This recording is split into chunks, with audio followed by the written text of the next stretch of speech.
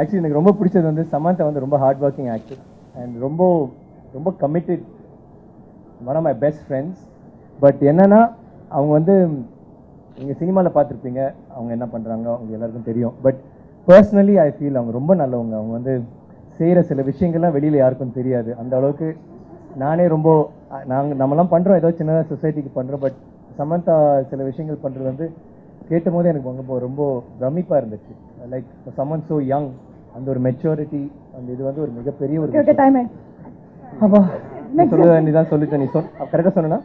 Honestly, I don't think நான் வந்து இந்த படம் நிஜமா சொன்னா it is a very exerting, physically, mentally straining film. எனக்கு and I think that இவங்க ரெண்டு பேர் இல்லைன்னா நான் இந்த I wouldn't have been able to do this film.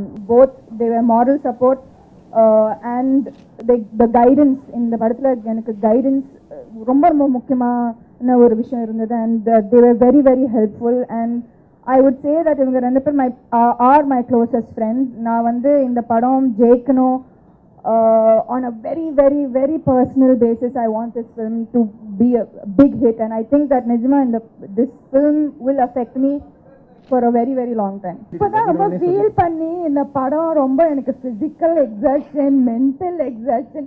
பாருங்க இதுல வந்து இந்த படத்துல 3 பாட்டு இருக்குங்க, 4 பாட்டு. அதுல 3 பாட்டு இவங்க மட்டும் தான் சோலோ. அந்த அது தவிர அவங்களுக்கு வந்து சீன்ஸ் கிடையாது. கொஞ்சம் 2-3 அந்த சீன் 3 அதான் ஃபிசிக்கல் எக்ஸர்ஷன். மென்டல் எக்ஸர்ஷன் வந்து இவங்க ரெண்டு பேரும் சமாளிக்கிறது, அது மென்டல் எக்ஸர்ஷன். இவங்க வந்து படத்தில் கமிட் ஆகிற வரைக்கும் ஒரு மாதிரி இருந்தாங்க, கமிட் ஆனதுக்கப்புறம் கத்தி ஓடிடுச்சு, இப்போ வேற மாதிரி இருக்காங்க. அதனால டபுள் ரோல் தான் அவங்க.